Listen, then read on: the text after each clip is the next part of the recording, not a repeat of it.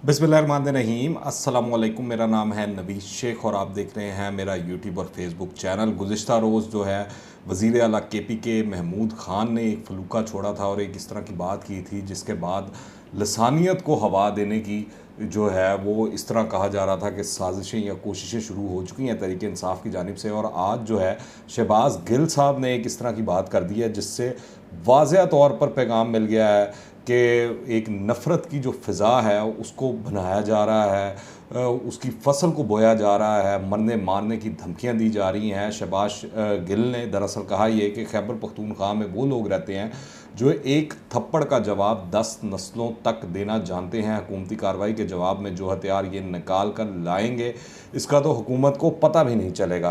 तो ये सीधी सीधी अब तहरीक इंसाफ धमकियां देने पर आ गई है। असल कहानी ये है कि जब इनसे पूछा जाता है कि आज जो है 6 दिन गुजर गए हैं, इमरान खान साहब का वो जो अल्टीमेटम था 6 रोज़ का उसको टाइम पूरा हो चुका है और इमरान खान साहब ने जो लॉन्ग मार्च करना था वो कब हो रहा है, खटाई में पड़ गया है या मौसम का इंतज़ार किया जा रहा है या होना भी है कि नहीं होना कि कैंसिल कर दिया गया है। दूसरी जानिब आप देखें कि वापसी के रास्ते तलाश किए जा रहे हैं। परवेज़ इलाही साहब से कहलवाया जा रहा है कि आपको अब जो है 14 महीने बाकी रह गए हैं तो आपको दोबारा असम्बलियों में जाना चाहिए। शाह महमूद कुरैशी भी इसके हामी हैं, फवाद चौधरी भी इसके हामी हैं, परवेज़ खटक भी इसके हामी हैं। इस तरह की कहानियाँ बेची जा रही हैं कि इमरान खान जो है वो नहीं चाहते कि आप असम्बली में जाएँ। पर देखिएगा आखिर में ये तमाम के तमाम लोग जो हैं पुरानी तनख्वाह पे फिर दोबारा से काम करना शुरू कर देंगे, ये असम्बली में भी जाएंगे और वहाँ पर भी ये शोर गुल और हंसी ठट्टा जो है वो शुरू करेंगे। फ़िलहाल जो सबसे बड़ी और अहम खबर ये है कि हुकूमत ने जो है महमूद ख़ान और इमरान ख़ान के जो बयानात है उसका नोटिस ले लिया है।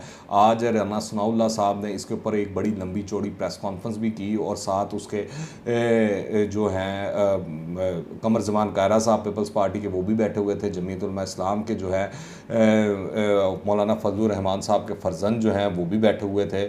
तो ये बड़ा अहम चीज़ें हैं जो हो रही हैं और राना सनाउल्लाह साहब ने वही इमरान खान साहब ने जो 92 न्यूज़ के प्रोग्राम के अंदर मुईद पीरज़ादा को गुफ्तगू करते हुए कहा कि मैंने असला देखा और मुझे लगा कि इंतशार हो जाएगा, बहुत से लोग जो हैं आए हुए थे, ये सारा मामला हो सकता था, खुदा न खास्ता आर्मी और आवाम जो है वो आमने सामने आ जाते तो मैंने इंतशार को रोकने के लिए लॉन्ग मार्च कैंसिल कर दिया। तो अब तो राना सनाउल्लाह ने भी आज इसके ऊपर पूरी प्रेस कॉन्फ्रेंस की और कहा कि देखा जो मैं कहता था वो बातें ठीक थी। इमरान खान साहब यहाँ मरने मारने के लिए आए थे, यहाँ पर वो चाहते थे कि लाशें बिछ जाएँ और उसके बाद उसके ऊपर वो सियासत करें और जो है वो सारा मामला जो है वो चलाया जाए। इस हवाले से उन्होंने ये भी इंकशाफ किया कि पीटीआई ने एक दिन पहले ही केपी हाउस में मुसल्ह जत्थों को जमा कर लिया था और लॉन्ग मार्च के रोज़ गिलगित बल्तिस्तान के वज़ीर आला ने भी पुलिस पर हमला किया। तो समझ नहीं आ रही कि इमरान खान साहब करना क्या चाह रहे हैं। और वो ये भी उनके हवाले से एक मीम्स चल रही हैं, वो आपको पता पाकिस्तानी जो है वो पीछे नहीं है इस मामले के अंदर, वो सबसे पहले आ जाते हैं कि इमरान खान साहब कहते हैं कि मैं अब जो है पंजाब नहीं जाऊंगा कि क्योंकि अब वो पेशावर में जाकर बैठ गए हैं। यहाँ से वो लाहौर से इस्लामाबाद से सहाफ़ियों को वहाँ पर बुलाते हैं। आज उन्होंने यूट्यूबर्स के साथ भी बैठे और वो बड़ी बातें की और टोटली डिनाई कर दिया कि जो मलक रियाज़ और आसिफ अली ज़रदारी वाली जो गुफ्तगू है उन्होंने कोई पैगाम नहीं पहुँचाया, उन्होंने कभी कोई राब्ता नहीं किया कि उनकी हुकूमत को बचाया जाए। फिर इसी तरह उन्होंने इसराइल के हवाले से भी बड़े दो टोक अल्फाज में बात करने की कोशिश की और बताया कि मुझे किसी ने पैगाम पहुँचाया था पर मैंने दो टोक अल्फाज में ना कर दी। पर दूसरी जानिब आप देखें वो इसराइल के हवाले से जो खातून हैं वो जो ट्वीट कर रही हैं उसके अंदर वो इमरान खान साहब का शुक्रिया करती हैं, तहरीक इंसाफ का शुक्रिया अदा करती हैं। मैं आपको पढ़ कर सुना देता हूँ वो तमाम की तमाम ट्वीट, वो क्या ट्वीट है।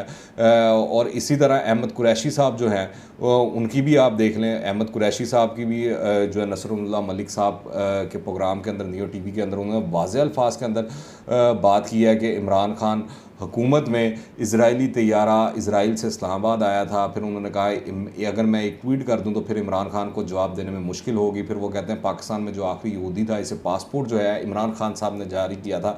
मगर आप देखें तहरीक इंसाफ पूरी की पूरी जो है इसके ऊपर सियासत खेल रही है, इसके ऊपर जो है ये जो नई मखलूत हुकूमत बनी है उसको मलाइन करने की कोशिश कर रही है। आप देखें आपने सही तरीके से भी अगर यूरोप या अमेरिका वगैरह भी जाना हो तो आपको 1-2 माह का प्रोसीजर चाहिए, पासपोर्ट वीज़ा और दीगर जो मामलात हैं, फिर उसके बाद टिकट वाला जो इशू है, तो इसके अंदर कैसे इतना जल्दी हो सकता था, सारा कुछ हो सकता था। ये तो मामला ही कुछ और था। यकीनी तौर पर काफ़ी अरसे से इस पर बातचीत चल रही होगी और ये चीज़ इस्टेब्लिश्ड है कि इमरान खान साहब के दौरे हुकूमत में ये बात चल रही होगी। अच्छा, मैं आपको वो अनीला अली की ट्वीट के हवाले से बात कर रहा था, जो इस तमाम जो कारवां था उसको लीड कर रही थी। उन्होंने ट्वीट की कि PTI government of Imran Khan did an amazing thing, allowed a Pakistani Jew to travel to Jerusalem, not only that they allowed यहूदीज to rote Judaism on the Pakistani passport. That's a first in the history of Pakistan. Kudos to